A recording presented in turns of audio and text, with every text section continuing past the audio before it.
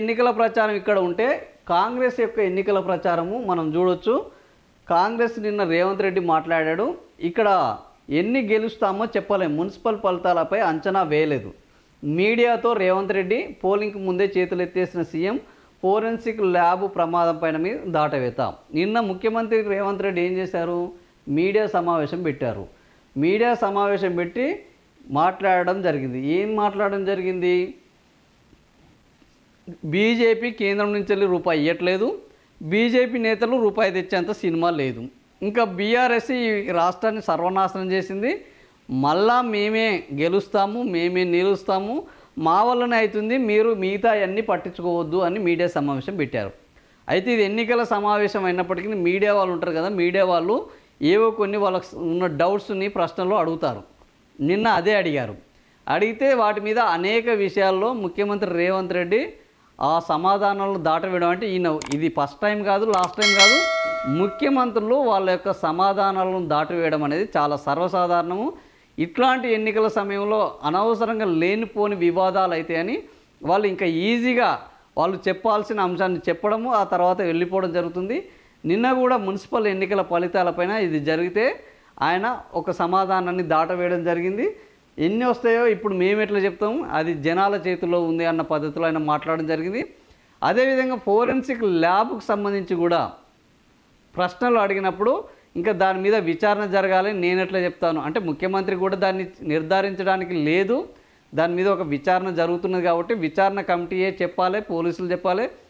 ఆ నివేదిక వచ్చిన తర్వాత తప్ప ముఖ్యమంత్రి చెప్పలేని పరిస్థితి ఉంటుంది. కాకపోతే జనరల్గా ముఖ్యమంత్రి స్థాయిలో ఉన్నప్పుడు దాని మీద విచారణ చేస్తున్నామనో, దాని మీద అనుమానాలు ఉన్నాయనో, లేకపోతే ఇది కుట్రనా, లేకపోతే యాదృచ్ఛికంగా జరిగిందా, ఇట్లాంటివి మాటలు చెప్పడం అనేది మనం జనరల్గా చూస్తుంటాం. అట్లాంటిది కూడా చెప్పకుండా ఆయన సమాధానం దాటవేశాడు. అయితే ఈడ ప్రధానంగా నేను చెప్తుంది ఏంటంటే ముఖ్యమంత్రి మనం మున్సిపల్ ఎన్నికలు రాగానే ఇదే దగ్గర మనం అన్ని పేపర్లలో 95% ఈసారి మున్సిపాలిటీలు మేమే గెలుస్తున్నాము. ఆంధ్రజ్యోతి, ఈనాడు, దిశ, వెలుగు అన్ని పేపర్లలో మనం చూసాం. సర్వేలలో 95% ఎవరు కాంగ్రెస్ పార్టీ గెలుస్తున్నదని వచ్చింది. ఇంకా మనకు అడ్డు లేదు, అదుపు లేదు అని ముఖ్యమంత్రి రేవంత్ రెడ్డి చెప్పేశారు. ఇంతవరకు బాగానే ఉంది. నిన్న ఏం జరిగింది, ఎన్ని గెలుస్తామంటే వీళ్ళు ఎన్నో చెప్పలేని పరిస్థితిలో ఉన్నారు. ఇక్కడ చూస్తే బీజేపీ ఎంత 80% గెలుస్తామంటూ సమావేశంలో అభిప్రాయపడ్డాడు. నిన్న వీళ్ళు ఇచ్చింది, ఎవరు, ఆంధ్రజ్యోతి వాళ్ళు ఇచ్చింది.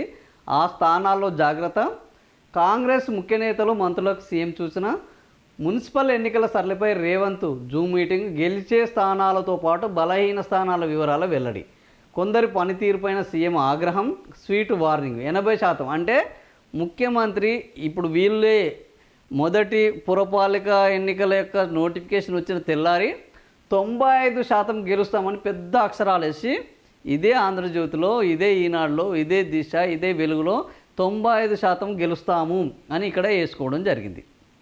ఆ రోజు కూడా మనం మాట్లాడడం జరిగింది. అసలు ప్రజల తీర్పుని మ్యానిపులేట్ చేసే ఈ సర్వేలు ఎక్కడ జరగలేదు, సర్వే శాంపుల్స్ తీయలేదు, సర్వే మెథడాలజీ లేదు, సర్వే యొక్క తీర్పు లేనేలేదు.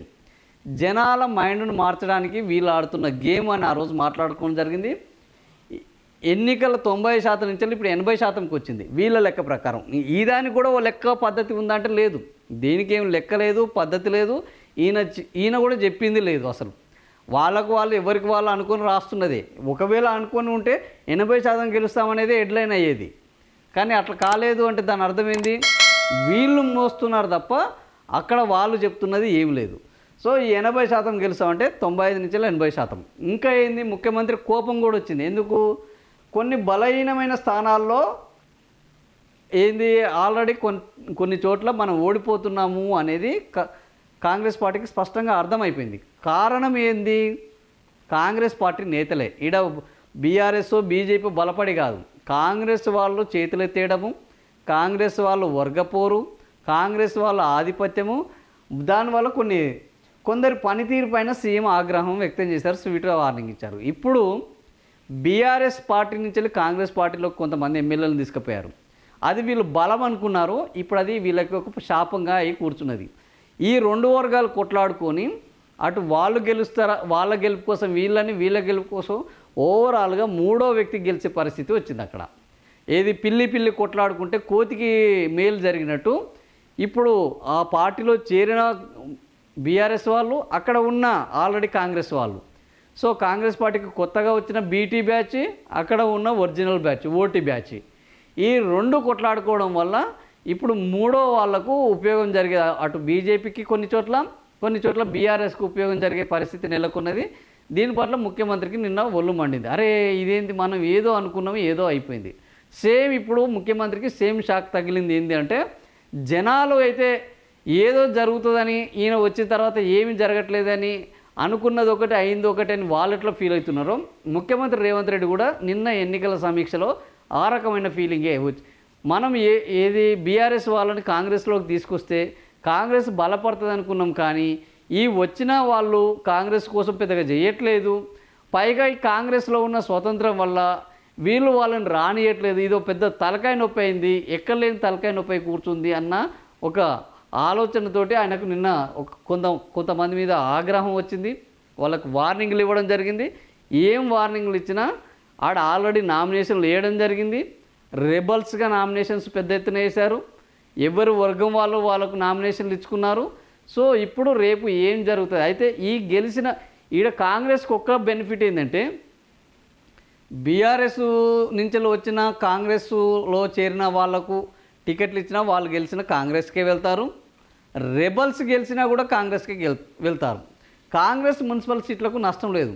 ఈడ నష్టం ఎవరికి ఉన్నది అని అంటే, ఈ రెబల్స్ పెద్ద ఎత్తున గెలిస్తే అక్కడ ఉన్న Congress original team OT batch ఉంటుంది కదా, ఆ ఒరిజినల్ బ్యాచ్ ఇక వచ్చిన ఈ బీటీ టీంని మాత్రం నిద్రపోనియదు.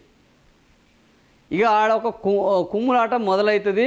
సో వీడు వచ్చిన ఉపయోగం లేదు అన్న ఆ కుమ్ములాట ఈరోజు ఒకవైపు జీవన్ రెడ్డి కానీ, ఇక్కడ పోతే మహబూబ్ నగర్లో కానీ, అటు నిజామాబాద్లో కానీ, కరీంనగర్లో కానీ ఈ కుమ్ములాటలు చాలా పెద్ద ఎత్తున జరగబోయేది ఉంది. రెబల్స్ గెలిస్తే మాకు నష్టం లేదని కాంగ్రెస్ అనుకుంటుంది, కానీ రెబల్స్ పెద్ద ఎత్తున గెలిస్తే అక్కడ ఉన్న ఎమ్మెల్యేల యొక్క ఏది బీఆర్ఎస్ నుంచి కాంగ్రెస్ పార్టీలకు పోయిన ఎమ్మెల్యేలకు ఇక వాళ్ళకు చుక్కలు చూపెట్టే అవకాశం ఉంటుంది. Congress OT batch original batch.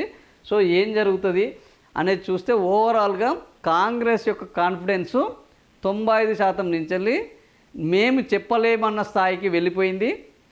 BJP confidence బాగా పెరిగింది. నార్త్లో మా పట్టును ఎవ్వరూ, అటు బండి సంజయ్ కానీ, ఇటు అరవింద్ కానీ, అటు నిర్మల్లో మహేష్ రెడ్డి కానీ, ఇట్లా వాళ్ళ పట్టును నిలబెట్టుకోవడానికి వాళ్ళు తీవ్ర స్థాయిలో ప్రయత్నాలు చేస్తున్నారు. అదే సమయంలో బీఆర్ఎస్ ఈ ప్రభుత్వం మీద ఉన్న అసంతృప్తి, ఈ ప్రభుత్వం ఎగ్గొట్టిన హామీలు, ఈ ప్రభుత్వం చేస్తున్న అరాచకాల మీద వాళ్ళు ప్రచారం చేస్తూ జనాల్లో మీరు ప్రశ్నించకపోతే మళ్ళా ఓట్లేస్తే 5 ఏళ్ల వరకు మిమ్మల్ని పట్టించుకుంటోడు ఉండడు అంటూ జనాల్లో వాళ్ళ శైలిలో వాళ్ళు ప్రచారం చేస్తూ వాళ్ళు కూడా పెద్ద ఎత్తున ఈసారి సీట్లు సంపాదించే ప్రయత్నం చేస్తున్నారు. సో ఓవరాల్గా ప్రతిపక్షాల యొక్క బలం పెరుగుతుంది, అధికార పక్షం యొక్క బలము తగ్గుతుంది అనేది ఇప్పటికే స్పష్టమైంది. మరి ఎన్నికల్లో ఈ బలం ఏ స్థాయికి, వీళ్ళనుకున్న 80% పడిపోతుందా, 60% పడిపోతుందా, ఇంకా వీళ్ళు ఊహించిన స్థాయికి పెరుగుతుందా అనేది ఎన్నికల్లో చూద్దాము. 13వ తేదీన ఇదంతా బయటికి రాబోతుంది.